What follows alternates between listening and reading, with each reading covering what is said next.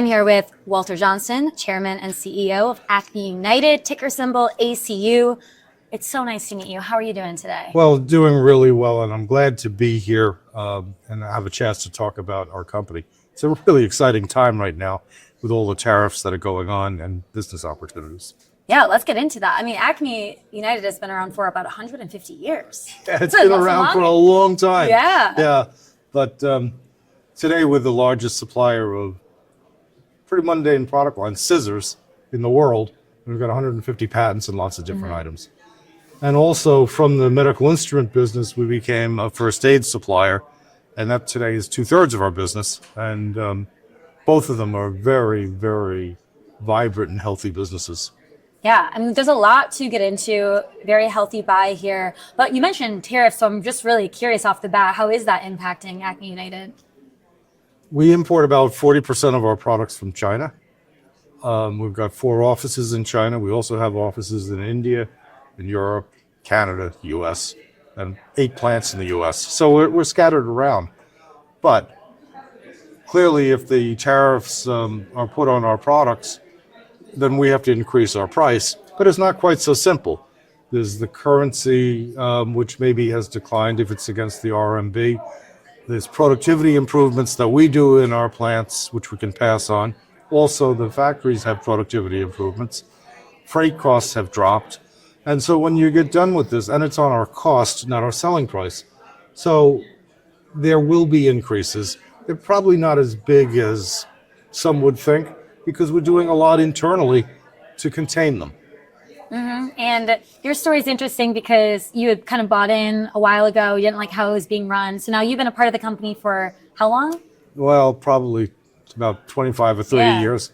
Yeah, that was a long time ago. I joined as a board member and as an investor, and then I became chairman and CEO. And then we built the business. I recruited an incredible team. One, Brian Olshan, who's the president, has been with me as a partner from those early days, and it's really cool to see how we complement each other and we've been able to build. Yeah, and you're trending in a great direction. I mean, looking at the numbers too, reducing debt, increasing revenue. What do you attribute to that? The big thing is we're innovating. And you say, well, how do you innovate?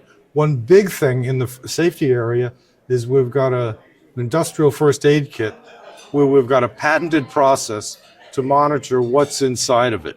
And so if it expires, it's no longer viewed as present. If it's been missing, it's not present.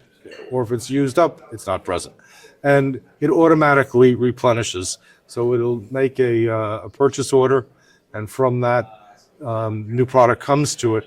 And so it's almost an automated system. Our customers seem to love it. So this is very exciting to us. That's incredible. I mean, like I said, healthy company. How are you prioritizing capital allocation between investment, business debt repayment, returning value to shareholders? What's the plan with that? Yeah, so the big thing is, first you want to keep and grow your cash flow. Last year we did 194 million in sales, and we had 20 million of EBITDA, 10 million of net income. Well, so we pay a dividend, and it's about 2.2 million a year. And we increase that every once in a while. I tend to look at what's our overall cash flow, and if I feel very confident, then we increase it. And that's about every 6 or 7 quarters, usually. The second is when it's an opportune time, we're buying in some shares. So we do that. But the big thing is we're using our inventory today to buy positions of in our product line, and we've done it pre-tariff to be able to help in transitioning price increases that we might need, or to help buffer the cost that these will eventually have. And so it's a balance sheet item that we are using to help our customers get better value. And a company being around for 150 years doesn't happen by mistake. I imagine it's always kind of keeping up with the trends. How are you staying up to date when it comes to the evolving consumer trends? Well, Amazon's our biggest customer. And you can imagine if Amazon's your biggest customer, that might not have existed 100 years ago. And it's a very vibrant customer. We've got a full team who are working on e-commerce. And it's not just them. It's Walmart.com and HomeDepot.com and Staples, Depot. It's all of them. And eBay, all of which we're actively promoting and sponsoring, and Google search. So that's one area. The other area that's even maybe more important is when we're bringing production back into the United States in some of our factories, we're getting equipment that didn't exist 20 years ago. So you've got things like robotics with vision systems. And we've just installed one like that in our North Carolina plant, where a bunch of individual items get put into a bin and they come out and turned in the right orientation and then packed. And those items then go into our first aid kits. And it saves the labor of 7 people. And it runs effectively all the time. It's pretty cool. So we just ordered another one. Yeah. Yeah, so a lot of exciting things coming up. Anything else that you think is important to add that you think people should be aware of? So I think for our company, with the tariffs, some of our competitors may find that they'd like to maybe join us. And the reason is because we've got a more extensive sourcing base than perhaps any of them. We've got stronger financials.